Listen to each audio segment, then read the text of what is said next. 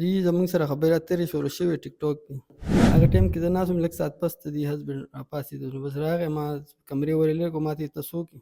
دې بیا خپلو کې وران شو، بیا زه پرېښودم ولاړم، ماشین پسې منډه کړه، په ما اف آی آر وکړو، زه ولګېدم، زه په هغې حال راوتښتېدم او دوی دننه خپلو کې بیا په جګړه شوي دي. هغې به ما ته کالونه کول، هغې زه مجبورولم ما زموږ کور ته مه راځه.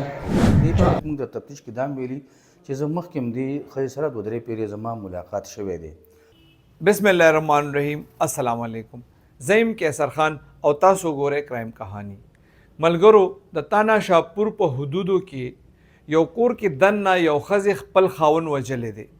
دا ډیره دردناکه قصه ده. موږ نه کلی ښایو نه د چا شناخت ښایو، ځکه چې خبره د شرم او د غیرت ده. راځئ چې دا ټوله قصه د ملزمانو او د پولیس له خولې نه واورو. زما سوات سره تعلق دی او هغې نه پس به ما ته به فالو کړی وم، زه بیا یې نه ورو ورو میسجونه ټیک ټاک کې بیا واټساپ شو، بس بیا هغې نه پس ورسره تقریبا دا 3 میاشتې داسې کېږي چا سره څه تعلق معلوق نشته، بس وایي هسې ستا ویډیوګانې د صحیح دي او مزدار داسې ښې لګي، نو هغې نه ورو ورو بس بیا تعلق دغه شو. جی نه، مخکې داسې ملاقات نه وشو، مخکې هسې ګفټونه راستولي وو او ملاقات هم نه وکړو. نو بس بیا دې ما ته وویل چې راشه دلته کې، هغې زه نه راتلم، ما که زه رام شم خو زه به بهر ملاقات د ورځې هسې به وکړو، خو زه کورونو ته دلته نه ځم. ما ته یې ویل څه هم نشته، څه خبر هم نشته، هغه دی خپل ځای دی دغه دی. زه رالم او ما دننه چې څنګه لاړم هلته دوی ویل څه نشته، راځه کمره کې کېنولم، چای مې تیارو، فروټ موټ دغه کړل، نو ما دغه وکړو، دا 2:30 بجې وې تقریبا، زه ناست وم هغه نو دی راغی، ما ته ویل ته څوک یې؟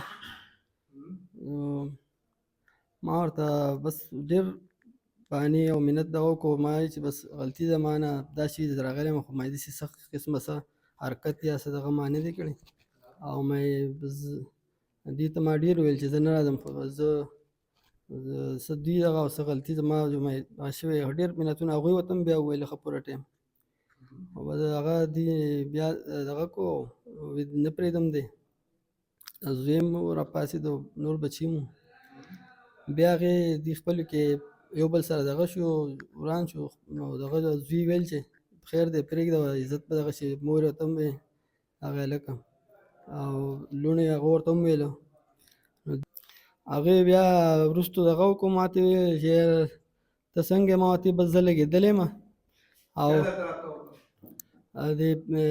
د جنۍ د ښځې، بیا یې ویل چې هغه خو هغه موږ ویشتی دی او مړ دی او هسپتال ته یې ویوړلو، ما ورته ویل دغه زه هم لګېدلی یم او ما د الله څخه لګېدلو، بیا زه لاړم هسپتال ته، او دوی خپلو کې دننه بیا چې ته جګړه کړې ده په هغې کې هغه دې لګېدلی دی او مړ دی. زه خو زما اراده کې هم دا نه وه چې زه به کور ته ورځم، خو دې دلته کې بس ته راځه، بس څه نشته، زه خو به هسې راتلم، زه بیا ځمه ملګرو خواله به لاړ شم او بیا به ځم سوات ته سبا او دغه نو بس خو دې دلته کې بس زما بالکل اراده د کور نه وه، ما ته پته وه چې یار زه به کور ته یا ورشم یا داسې لالچ هم نه و، بس غلطي ده دغه زما نه شوي ده چې یاره ما له نه و په کار دی سره چې یاره زه داسې راغلی وی دی، نو دغه زما غلطي دغه ده.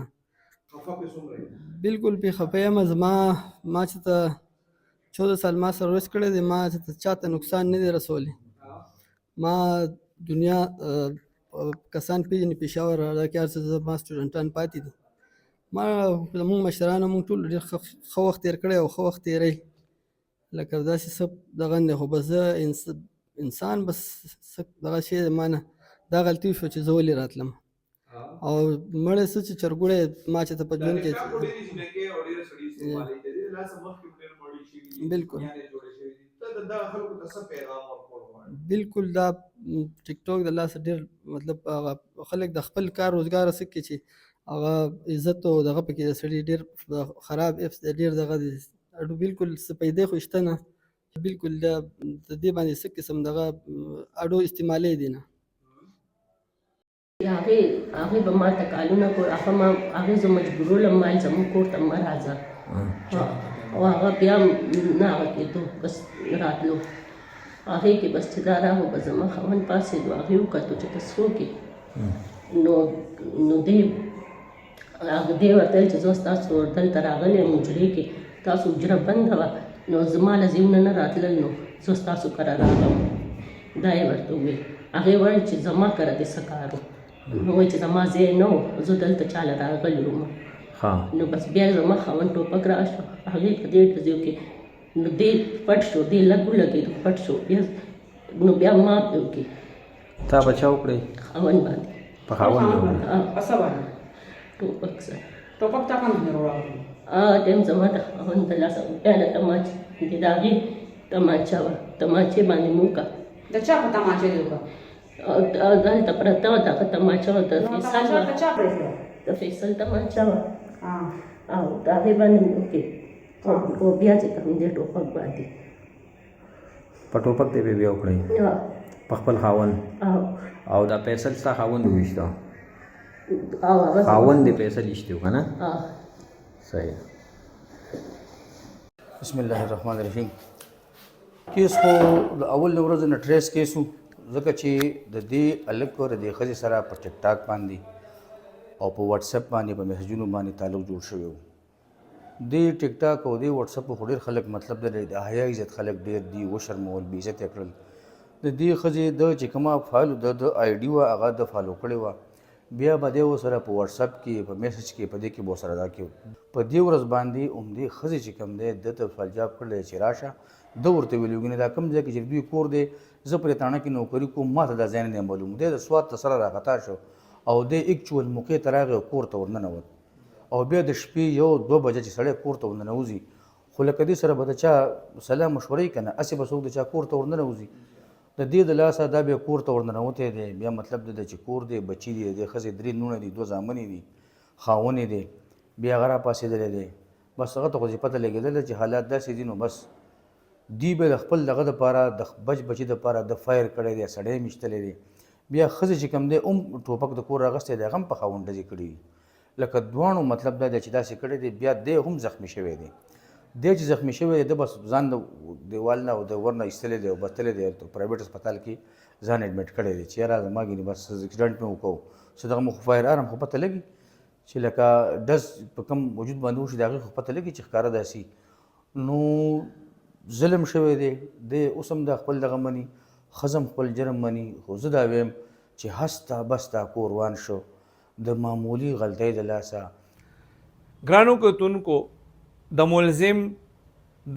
ملزمې ښځې کومه چې د خپل خاوند په قتل په الزام کې ګرفتاره شوې، د ټولو خبرې تاسو واورېدې. زه تاسو دا ویل غواړم چې تاسو ټیک ټاک هم ګورئ، فیسبوک هم ګورئ، یوټیوب هم ګورئ، انسټاګرام هم ګورئ، خو د یو دایرې دننه دې ټول هر څه سره د خپل پښتو، د خپل غیرت، د خپل شرم، د خپل معاشرې، د خپل روایاتو او د خپل دین خیال ساتئ، په هغه حدودو کې د استعمالوئ.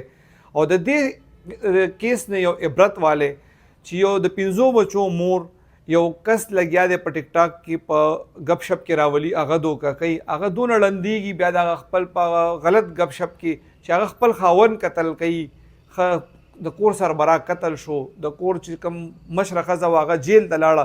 د دې 5 بچې به معاشرې ته څه جواب ورکوي؟